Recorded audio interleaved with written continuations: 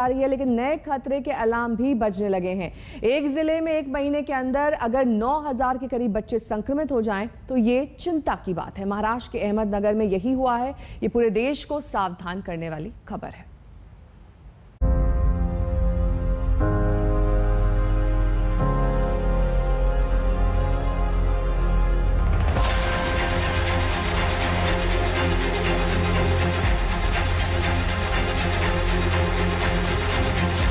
देश के हर परिवार को अब बच्चों की चिंता है।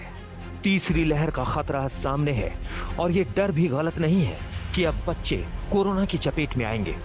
सबको आंख कान खोलने की जरूरत है। खतरे की घंटी महाराष्ट्र में बज चुकी है। महाराष्ट्र के अहमदनगर जिले में एक महीने के अंदर 8,500 से ज्यादा बच्चे कोरोना पॉजिटिव मिले हैं। यहां अप्रैल में 7,500 से ज्यादा बच्चों में संक्रमण मिला था, यानी 2 महीने में सिर्फ अहमदनगर जिले में ही 16,500 से ज्यादा बच्चे संक्रमित हो चुके हैं।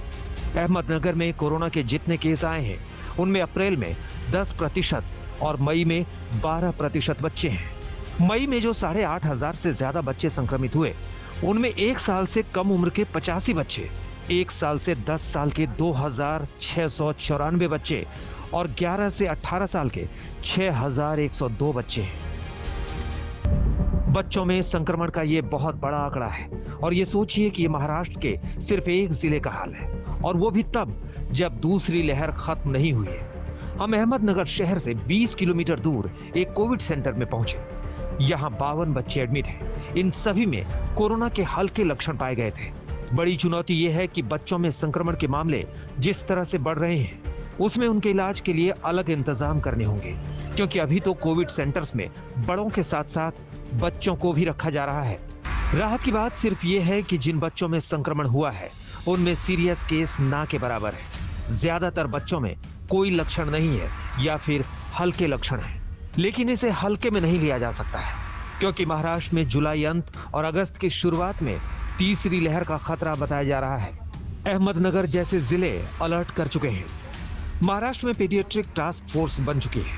पीडियाट्रिक कोविड बेड 600 से बढ़ाकर 2,300 किए जाएंगे।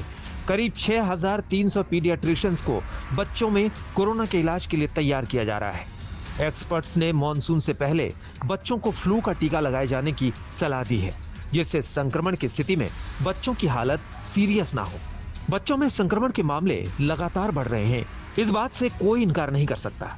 ये परिवारों के लिए परेशान करने वाली बात है। महाराष्ट्र में ऐसे परिवार भी हैं जहां 4 बच्चों में 3 बच्चे कोरोना पॉजिटिव मिले हैं। 3 बच्चे, तीनों बच्चों को भी हुआ था, लेकिन 2 दिन के बाद ही उनमें नॉर्मलसी आ गई थी। जो डॉक्टर ने जो प्रेस्क्राइब्ड विटामिन्स बोले वो हमने उनको दिया, एकदम सब कुछ नॉर्मल था। सारे हमारी पूरी फैमिली एसिम्प्टोमेटिक थी और बच्चे भी उसमें एसिम्प्टोमेटिक थे। हमें एडमिट किया गया। हम लोग करीब 13 या 14 दिन अस्पताल में थे और सभी बच्चे 13-14 दिन थे या सिर्फ आपको ज़्यादा दिन रहना पड़ा? नहीं, हम सभी मेरे ख्याल से 13-14 दिन थे और सिर्फ पहले 2 या 3 दिन तक ये हमें महसूस हो रहा था कि हम बीमार हैं। उसके बाद मेरे ख्याल से एकदम नॉर्मल सी आ गई थी, लग नहीं रहा था कि हम बीमार हैं। लेकिन सिर्फ महाराष्ट्र की बात नहीं है। बच्चों को बचाने के लिए पूरे देश को कमर कस लेनी चाहिए, क्योंकि तीसरी लहर से पहले ही दूसरी लहर में बच्चे ज्यादा संक्रमित हो रहे हैं। जब पहली लहर आई थी तो बच्चों के कोरोना टेस्ट में 4% बच्चे पॉजिटिव मिल रहे थे। दूसरी लहर में यह आंकड़ा बढ़कर 10% तक पहुंच गया। महाराष्ट्र, राजस्थान, कर्नाटक, दिल्ली, यूपी, उत्तराखंड और तेलंगाना जैसे राज्यों में बच्चों में संक्रमण के ज्यादा मामले दूसरी लहर में ही पाए गए हैं। आगे तीसरी लहर का बड़ा डर है और आईसीएमआर की अपनी स्टडी के मुताबिक 20 से 22% बच्चों पर वयस्कों की तरह ही संक्रमण का खतरा है।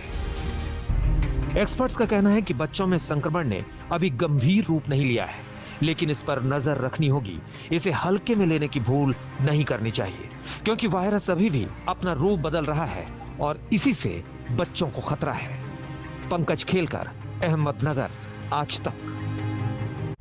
इसी के साथ यहाँ रुकेंगे एक छोटी सी ब्रेक के लिए। फौरन होंगे हाजिर कुछ और खबरों के साथ। देखते रहिए आज तक।